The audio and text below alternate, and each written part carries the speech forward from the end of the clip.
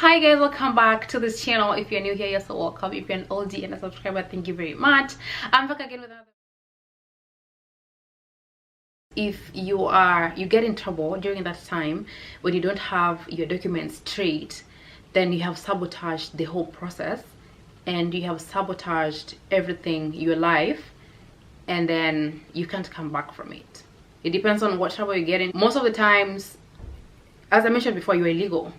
So you as an illegal immigrant, you're still causing even more trouble. You deserve to be taken back home. And I know it's most people have gone through this process. Like it's labor. For everybody who's come out alive, shout out to you, because you have managed.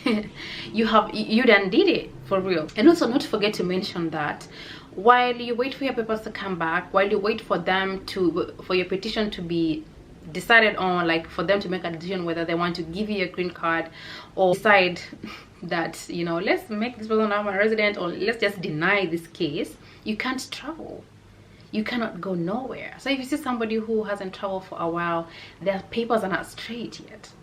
And you know, once you leave the country, if you decide to travel, it's over. Yako imeisha. You'd never step foot in this country ever again. I think after 10 years, I think it's 10 or 20 years, or 10 years, and then you can come back. But then defeats the purpose, you know. And as much as nilisema before, unaweza do job chini ya waba, but then again, it's like you have to keep looking over your shoulders, because ukipatikana, it's over. Like, cut. You might think it's really straightforward, just, you know, fill the forms and, you know, file. And also, like, as you wait, what is in your head? You know, how are you getting treated with the spouse or whoever this person is to you?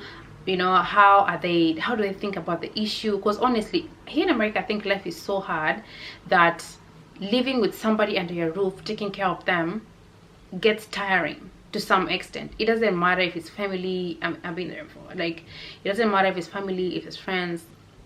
It gets to some point where you need help, because also paying bills for two people and you're just one person, that means you have to work harder. So it takes a very special person to go out and work hard for you as you wait for your stuff. You know, as much as unazaenda do job chini ya maji, that means that even things like driving, labda umtakupeleke job, I could drop hapo na kupick. This must be a very special person who's going to be able to do all this sacrifice for you. And also the fact that now you are at the mercy of that person and you just have to, like, stay there, you know, just worship them. Like, you're just there, like, yes. If they say jump, you say how high, and you just jump, because you know that you need them. Having to be at a point where you need someone is, I think, your most vulnerable point. I mean, it's the most vulnerable point you'll ever be in, and the lowest. Because imagine the days a person is throwing a tantrum, and also, like, it takes so long for people get so impatient of waiting with you, you know, because you have to wait regardless. But is this person also gonna wait with you as you work your stuff? Is this person gonna take care of you as you wait for this thing to come, so that you can be able to also work and bring in some money as a spouse or as a whatever you are to the person? So man, that's why I say, like, it's the most painful and the most humbling process, since once you file, you don't know, you can wait for a year, 2 years, 3 years, 4 years, like, you just don't know. Sleep every day and wake up and praying that I hope that when I check my mailbox today, something is on there. And then after that, you have to go for an interview for your papers, and you have to go with your spouse. So if this spouse of yours was already mistreating you before, you can just imagine how this is going to be. And then after that, then you get your Makaratasi. So first of all, you have to wait. And also, there are cases, I've heard of cases where people have filed and then waited and then waited, and then waiting is tough. But the toughest part also is now when you get to the interview, just like, you know, you went for your first interview and you came here for whichever visa you came with, you have to go for another interview for your Makaratasi. And then people have cases where they get there and the spouse, or like the day before, the spouse does not show up, or the spouse breaks up with them, or the spouse decides they don't want to do this anymore, or you are under the mercy of your spouse. So akikataa, you can't do nothing. Honestly, you cannot do nothing. So that means you might have waited for 2 years, and then your spouse says, I'm not going, and then they don't go. What are you gonna do? Nothing. So you have to start again. You have to start again and wait for another 2 or 3 or whatever years it was for you to do it again.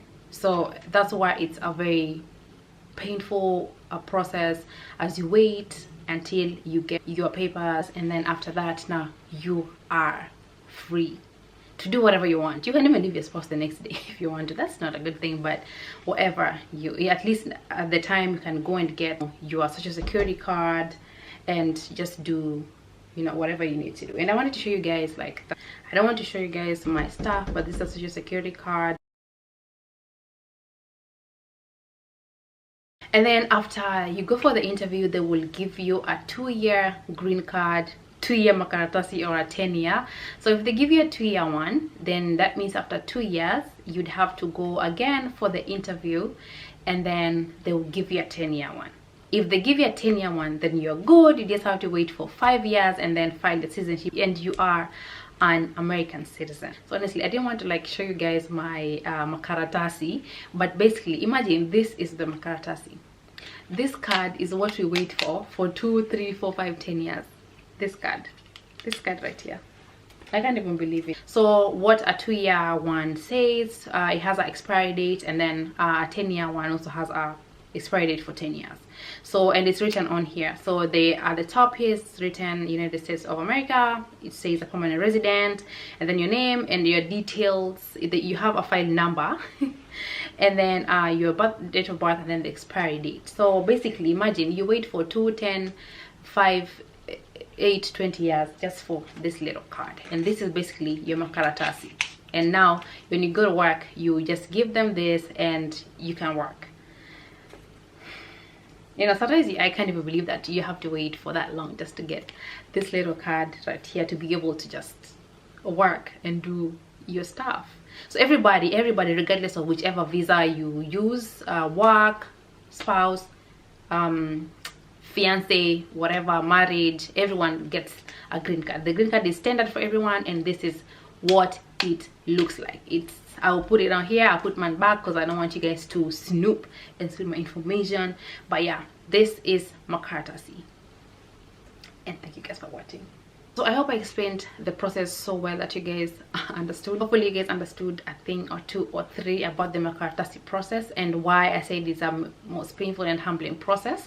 If you need more clarification, or if you have like other questions that you don't want to ask me based on the process, just comment down below and just let me know that someone's calling me. If you need more clarification, just comment down below and I will be able to clarify for you on the next video. I hope you guys love this video. You guys asked about it so much, and finally I am at the end. I hope you guys watched until here. I appreciate you guys so much for everything, and until my next video, I love you and there's nothing you can do about it. Until my next video, bye.